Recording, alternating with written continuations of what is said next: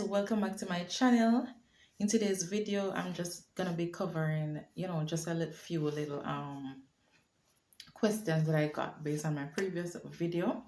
All right, just to say that as it regards to like the information about things that regards nursing or anything that has to do with nursing, all right, those videos are gonna come like more videos about more nursing content, but those videos are gonna take time. Remember, I don't do YouTube full time.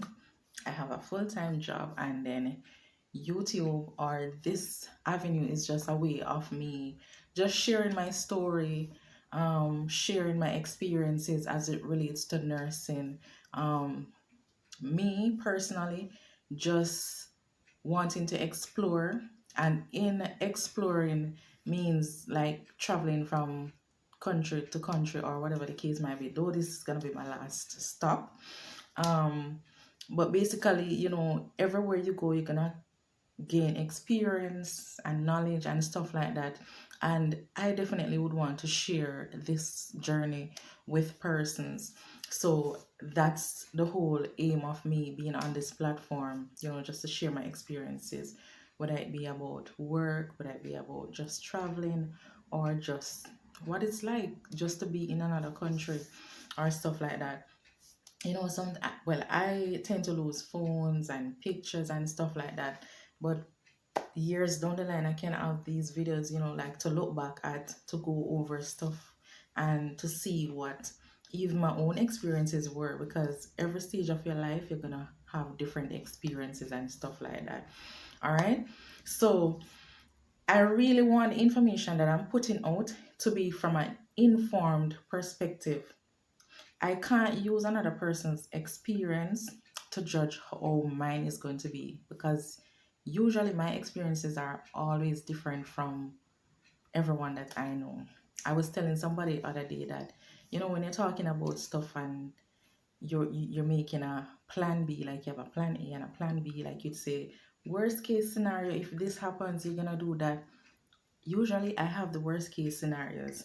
I may not usually talk about all of them, but I think I usually have some worst case scenarios. But thanks be to God, I always happen to, like pull through and is able to like share my testimony, talk about it to other persons so that they can have, first-hand knowledge of certain things, having me gone through certain things, and I can tell persons, what my experiences were like, and they can learn from that and stuff like that. All right, so the information is gonna come. It's just that it may take a little time, and I juggle doing these videos with working 12-hour shifts.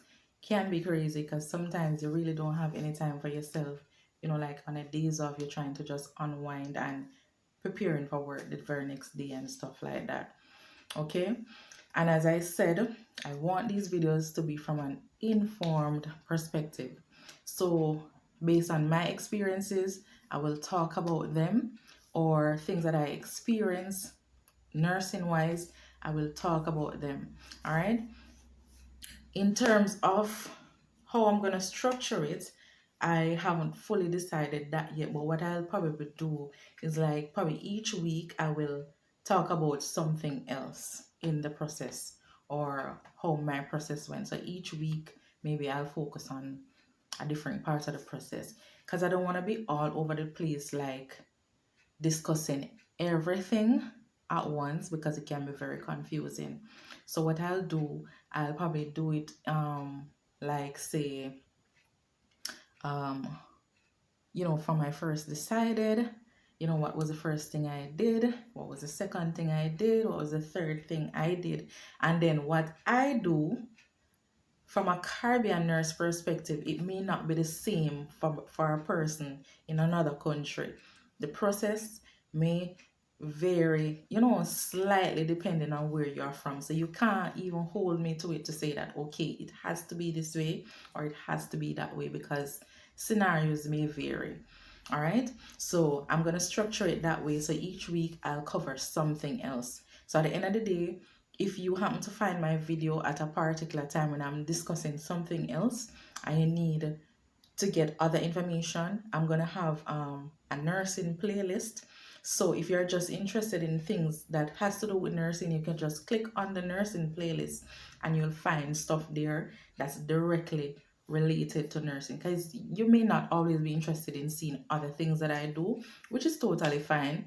So I'll just put those things in a playlist titled nursing, so you'll see everything related to that. Okay, that's how I plan to do those videos. So basically I'll try to cover as much stuff as possible. Things was kind of AY for me throughout my whole process, because this whole process for me should have taken like 7-8 months, but it took like way over a year, because COVID came in the middle of all of this. So that kind of threw off everything. You have your plans, how this is going to go, when this is going to happen, when that is going to happen. But then when things happen out of our control, everything else, just has to go on pause and stuff like that. So everything was affected. So like in terms of, somebody can't ask me how long is the process gonna take. I really can't say how long your process will take. It's all dependent on what is happening when you applied, or how easily things progress for you if you don't have any hiccups along the journey or stuff like that, because things do happen and things will cause delays. So you can't always expect that the process is just gonna go smooth and hassle free, because not everybody process will be like that. Okay, so while I'm at it today, I'm using some of the natural sunlight, so you may see some of the sunlight on my face. It's nice to see the sun out today. Actually, I don't have any business outside, so I'm just inside, just looking outside. All right, so while I'm at it today, I think I'll just do a mini question and answer today, just to answer a few of the questions that I got based on my previous video. And as I said, some of these things will be addressed in separate videos where I'll talk about different parts of the process so that person can understand it. All right. Okay. So how did I get here? First of all, I knew that I always wanted to travel, to work in other countries, to experience what it is like to work as a nurse in other countries. Because sometimes when you just work inside of the country that you have lived all your life and you have trained all your life, you don't even know what's out there.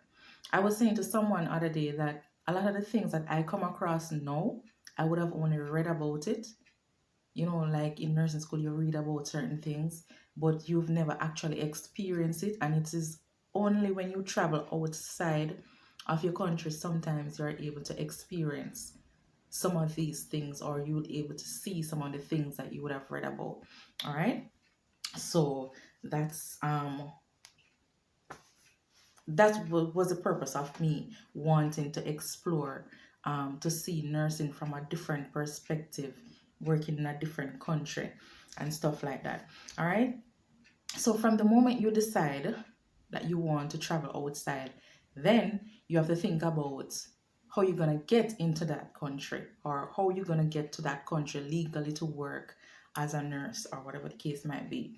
In my case, coming to the UK, there are different agencies that you can liaise with to get information about coming into the country.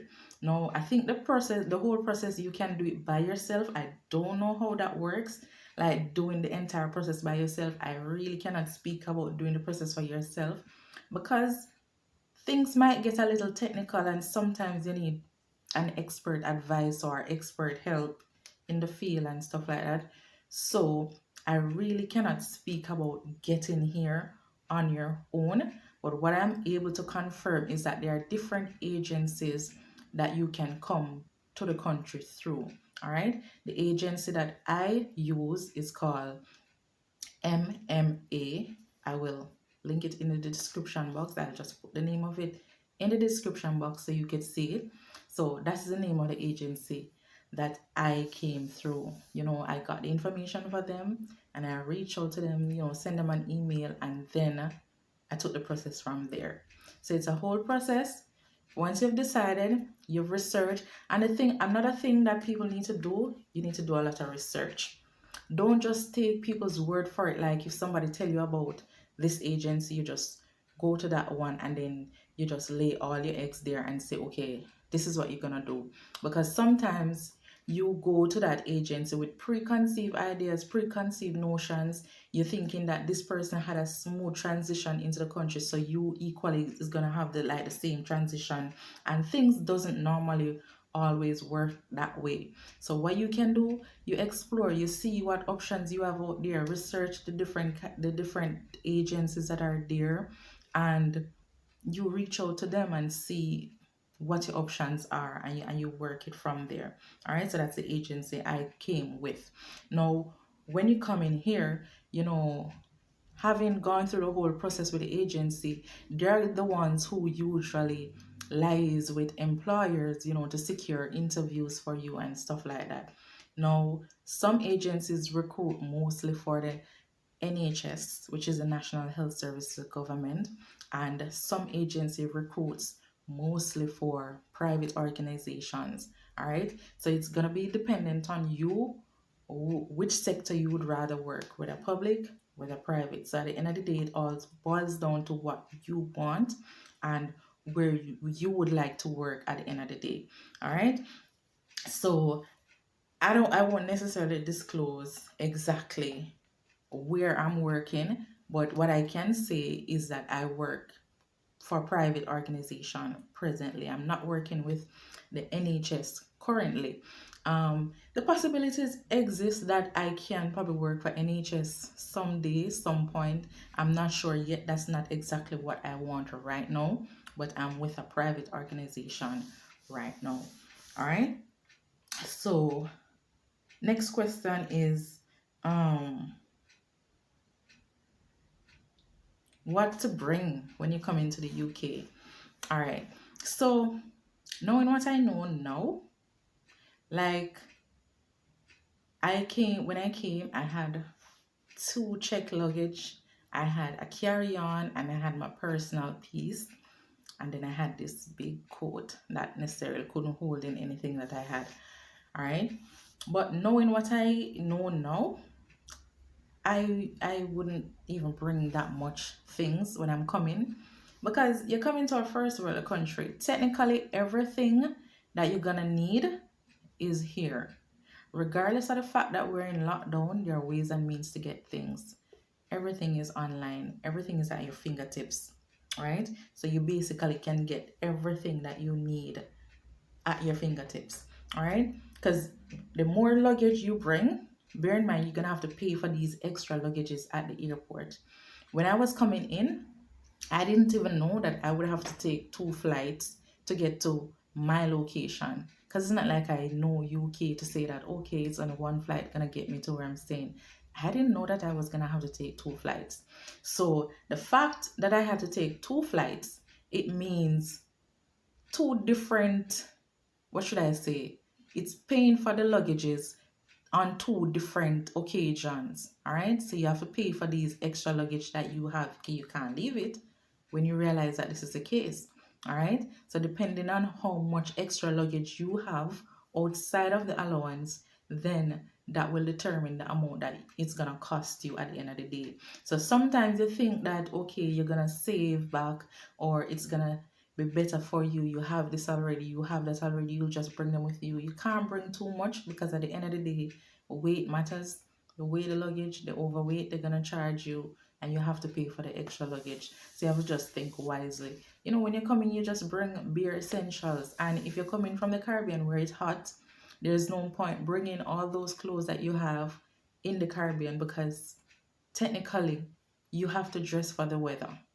All right, so basically when I got here, most of what I needed, I still had to buy it online. And when I came, I was on quarantine for 2 weeks, so technically I couldn't go anywhere for 2 weeks. All right, then when my quarantine was over, it was straight into lockdown, so I still didn't have access, like to go in stores. But there's Amazon, there are a lot of stores that they have, the apps or the websites. You can go on them and you order stuff quite easy. All right, So you don't have to worry about even the supermarket. You don't have to worry even about supermarket, because most of them, they have the apps. You can shop on the apps, so you get delivery and stuff like that. The organization in which I came, when I came, because I was on quarantine, I had gotten this.